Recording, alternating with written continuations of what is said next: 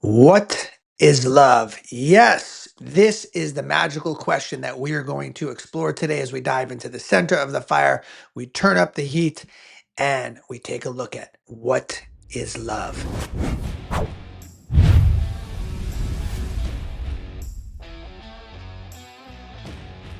Yes, so many of us want to know, David, is it a noun? Is it a verb?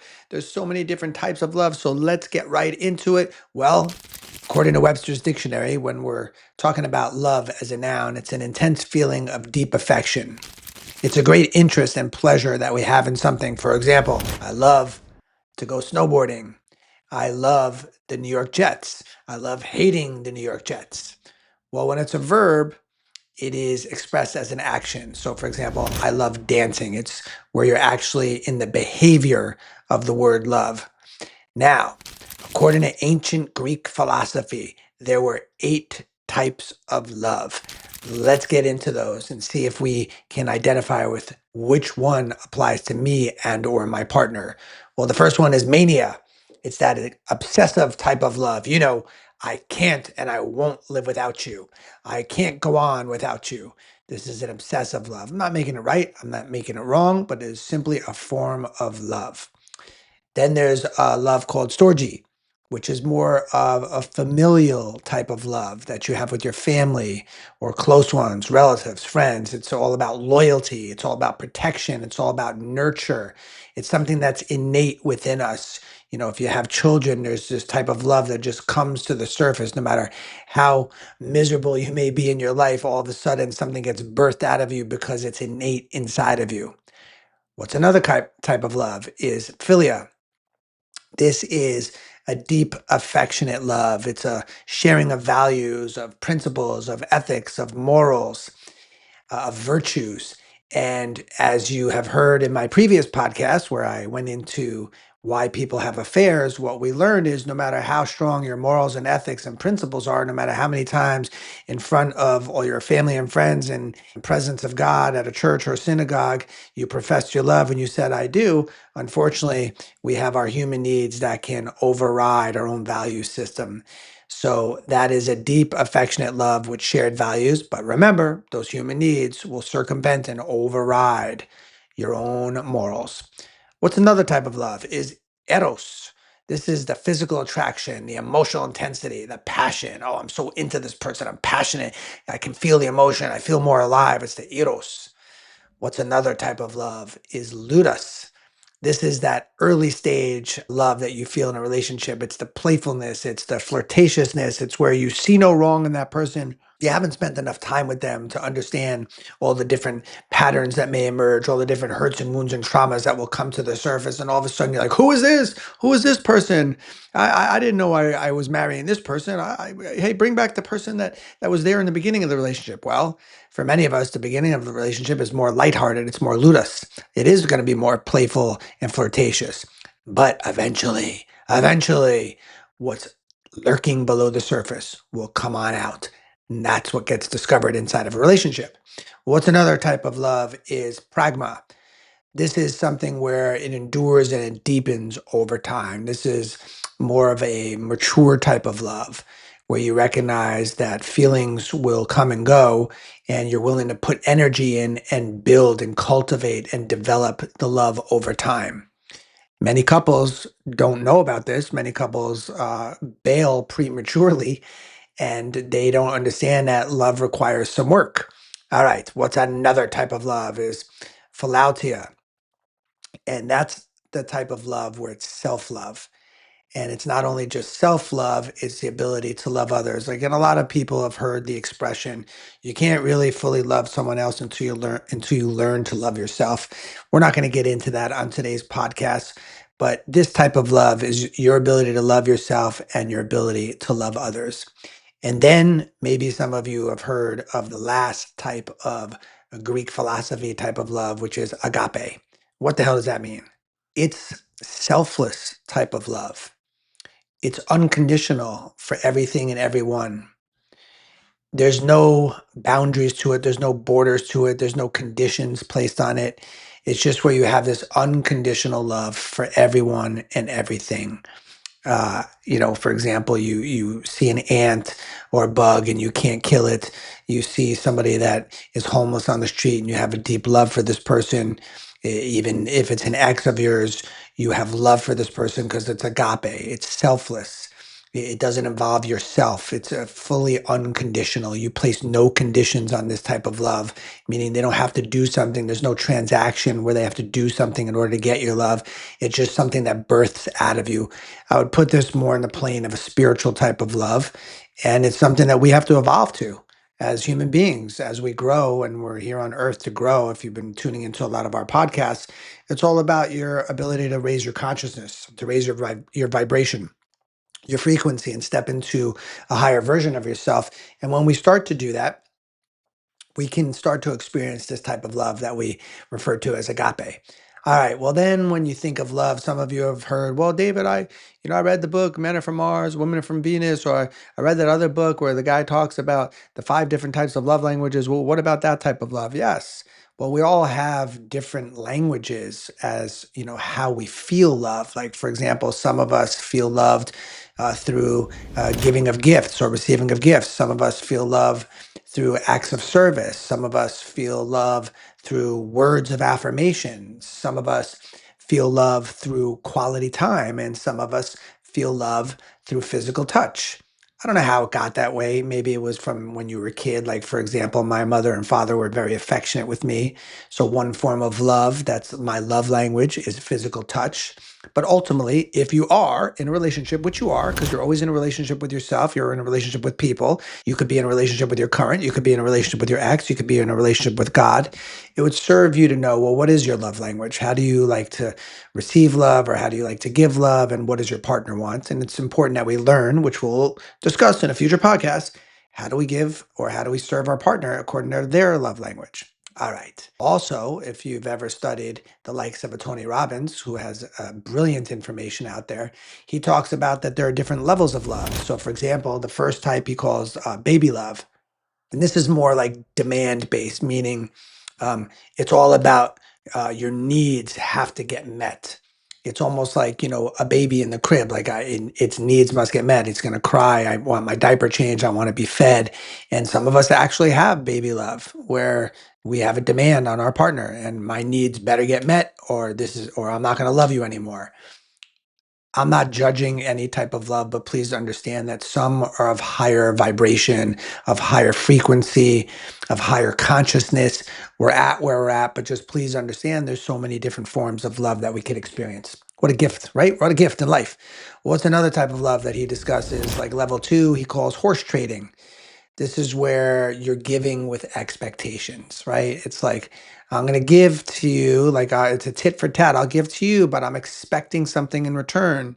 And for many of us, when we have an expectation, it's usually like a premeditated hurt or resentment that's going to come our way because we've placed an expectation on what we're giving. And if we don't get it back, we then resent that person. And that type of love is usually going to lead to some conflict, some polarity, some charges, because it's not clean. It's like you're giving to get. Who out there does that? Be honest with yourself. Put it in the chat. All right, what's the third type of level of love that he talks about is real love. And this is the opposite of horse trading. This is giving without expectations. You're just giving for the sake of giving. You don't want, or you're not attached to if something is given back to you. It's actually kind of funny because many, many, many, many years ago, I remember when I would go over to Tony's place, and one of the places that I was at is his home in Fiji. And, I would offer my services through the different types of healing modalities that I do, which would help prepare him before he would go on stage so he could show up at his best. And, very often after I would provide my services, usually he or his wife would, offer me an opportunity to come to one of their events, and to which I accepted graciously. But I also remember telling him one day, hey, I just want you to know something. When I come here to take care of you, it's not really to get anything. There's no expectation. I don't want to have a tit for tat relationship with you. I'm giving because it's genuine and it's coming from my heart. And if there's something that you offer, great, let it be the same. But please don't let it be a give to get. I didn't want any form of horse trading, nor am I suggesting that that's what he was giving or his wife was giving. I'm just giving you an example of how we could understand this. That my love and my giving was very genuine, and I wanted nothing in return, and that's a real love. It's giving without any expectations. And for many of us, we really have to grow to that point, because if we're really honest with ourselves, if we're really clean with ourselves, more often than not, we unconsciously want something in return when we give. All right, what's the fourth level of love that he speaks about is spiritual love. And that's loving unconditionally, even those that have hurt you. What do you mean by that? Well, one of my favorite stories of one of our clients that came to Man on Fire literally about 12 years ago, who's now one of our senior coaches and just an amazing, phenomenal human being, Joshua Kahn. I remember that when he first came to us, and maybe some of you have heard him share his story on one of our videos, but literally his relationship was so adversarial, contentious with his father, that he had a physical altercation with him to the point where they both swore each other out of one another's life. And one of Joshua's pains was he never heard his father ever say, "I'm proud of you." He never heard his father ever say, "I love you." And it felt like I'm just giving, I'm giving, I'm giving, I'm giving. And he's so selfish. So screw it. I'm cutting him out of my life. I don't want him in my life. He doesn't deserve to be in my life. And if he dies, he dies. And if I never see him again, so be it. And of course, whenever you come to Man on Fire, from myself through the coaches, we're never going to let you get away with that way of thinking, because we know it's rooted in hurt. We know it's rooted in pain. We know it's not really coming from your heart. It's coming from a place of where we have the acronym for love, which is left open for vulnerable exchange, which means when you're open to give love, and you're also open to being hurt. So many of us, love equals loss, love equals hurt. Well, if I love you and I leave my heart open, then you can hurt me, you can crush me, you could withdraw your love from me. So many of us put up a wall. As a side note, a lot of you men out there that are listening right now, you're wondering, how do I take down my wife's walls? How do I help her soften and be less cold or less harsh? Well, it starts with you taking down your own walls, because for so many of us unconsciously, love equals loss for us. And so we don't open ourselves up, and we live from our heads rather than from our hearts, because we're terrified to be hurt. So for Joshua, he was just terrified to be hurt. And what he ultimately ended up learning inside of Man on Fire, and through the different processes and tools that we offer as an organization, he got to a point where he truly wanted to be back in his father's life, and he wanted to offer him unconditional love, to a man that hurt him more than anyone had ever hurt him in his life, which naturally can come from a parent. And Joshua got to a place where it was very clean and very pure, and he wanted to be back in his father's life. And he kept leaving him messages on the phone with no attachment to whether or not his father responded. And finally, his dad responded. And very long story short, it's a very riveting story. Joshua got the opportunity to go visit his father and bring his two children so his father could experience being a grandfather. And there were tears shed. And in a very short period of time, his father had a very progressive form of cancer. And in his most vulnerable place in his life, his father, where he barely could bathe himself and take care of himself, Joshua would literally shower him. And it was just such a beautiful act of love, of wanting nothing in return. And what ended up ensuing out of that as a natural phenomenon of giving this type of love, this spiritual love, Joshua's father was able to smile. He was able to look at Joshua as though it was his little boy, and he was able to tell him how proud of him he was and how much he loves him. And this was because of the work that Joshua did on himself to get to that level of love, that spiritual love. So, so beautiful. And if you could relate to that story, or if you're moved by that story, just put something in the chat just to acknowledge Joshua, or share something about yourself. Now, lastly, when I think about love, and we'll go again deeper into this in a future podcast, but when I think of love, I recognize, having worked with literally over 10,000 men at this point, well over 100,000 people in my professional career that started back in 1994, 95. What I recognize, and I'm speaking for myself, is that up to a certain age, there wasn't a cutting of the cord. What do I mean by that? I mean, we still have attachments to mommy, we still have attachments to daddy, and we have this thing that's called codependency. I remember my aunts used to tell me when I was younger, she wanted me to like go to a meeting, an Al-Anon meeting. I'm like, well, I don't drink or anything. I don't know what you're talking about. But what she was trying to tell me is that you have a codependency, meaning you are dependent upon other people in order to fill yourself, in order to fill a void that you have within you. You're using people to try to fill that void, just like people use alcohol to fill the void. Some people use people. So you have these codependent relationships where you're dependent upon another person to fill this void, to fill this space. And ultimately, you're trying to fill the void that you had with your parents. So what ends up happening is that your relationships aren't clean. They're externally sourced. You're relying on something or someone external to you, meaning outside of you, to try to fill something in you that feels empty. What ends up happening is those relationships ultimately backfire because next thing you know, you have a woman in your life that's saying, "Well, I don't want another child in the house. I don't want to be your mother. I just want to be your wife. I want to be your queen. I don't want to be your mom." And so and vice versa happens. So what ends up happening is that at some point in your development as a man, if you choose to grow, you get to a point where you can cut that cord. You get to a point where you can self-source your love. Well, like we talked about earlier, you get to the agape type of love where it's selfless, it's unconditional for everything and everyone, where you truly learn to love yourself. And this is where you then start to come into relationships where it's so much more clean because you're not relying on your partner to try to fill a void, to try to bring you a feeling, because you're able to fill your own cup, you're able to fill your own love, you're able to find that within yourself without needing somebody else to bring you to that feeling. So eventually your relationship is more like a cherry on top of the cake or the icing on top of the cake, as opposed to trying to make the other person the cake. Like, oh, you complete me. No, no, no. Like you have to learn to complete yourself. You can't rely on another person to bring you to these feelings.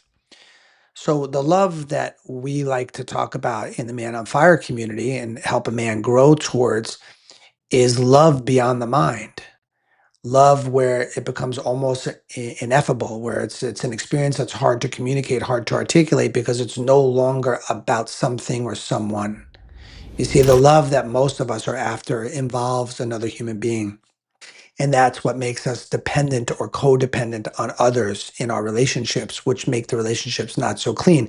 And I'm not saying there's nothing beautiful about that. There's something very extraordinary and very beautiful about experiencing and sharing love with another human being, but not to the point where you're codependent, where that fills an empty void inside of you. Then there's a backfire to that, meaning it will blow up in your face. It will not be clean. And eventually that relationship might have to come to an end.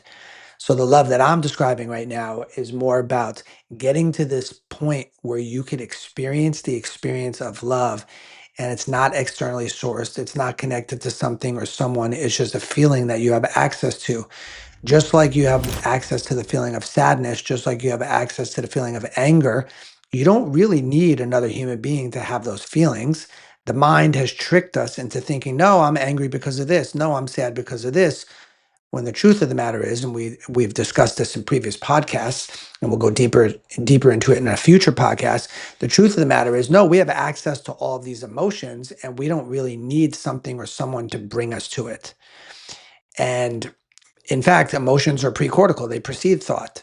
So, with love, it's a frequency, it's a currency. And we as human beings have the capacity, have the ability where we could actually grow our frequency, our vibration, where we can now tap into this thing called love, this form of energy, this form of currency, where all of a sudden you're experiencing the experience of love, and it's not because you're trying to get it from something or someone else. It's just the experience. It's just a frequency. It's just an essence that's always around you.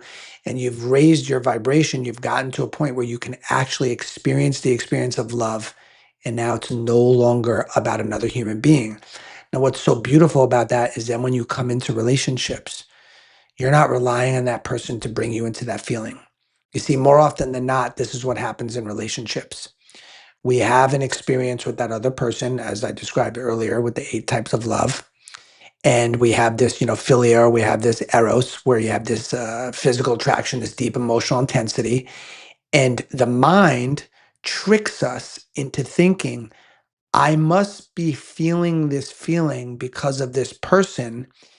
And now I am crazy about that person. Now I love that person. Now I'm in love with that person. Now I need that person in order to feel these feelings. What ends up happening, for those of you that have been around long enough, recognize that after a few years, many more years go by in a relationship, and all of a sudden that feeling is gone. All of a sudden that feeling gets replaced with some contempt, some resentment, maybe some disdain, maybe some apathy. And you say, oh, I'm no longer in love with that person, or I no longer love you. And we now think it's about the person because you see, early on, I was in love with them. This is what I felt. I no longer feel these feelings. Therefore, I must no longer love that person. That is the trap. That is a mistake that all of us fall into. What's really happening is that at some point in the relationship, you were both vibrating a certain way. The shared space that you both occupy, meaning you're standing next to each other, you're sharing a space. And in the space that you're sharing, when you're both giving off a certain energy together, you are having the experience of love. The trap and the problem is that you have attached thinking that it's because of that person that I'm feeling this. No, this person was merely a catalyst to help you experience the experience of love that you always have access to, whether you're with that person, whether you're not with that person, whether you're in a cave meditating, whether you're in a church, whether you're in a synagogue, whether you're in an Uber. You have the ability to experience the experience of love 24/7, and you don't need another person to necessarily bring you to that, thinking that that's what love is, because then when that feeling is gone, you're going to want that person out of your life. This is why divorce has such a high rate, because we think we're no longer in love with that person.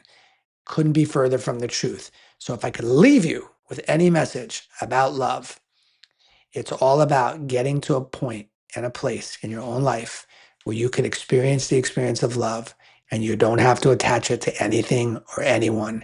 And this will bring you into a relationship with so much more wholeness, no codependency, where the love is clean and you're no longer relying on your partner to bring you to a certain feeling. That is the game that we're after.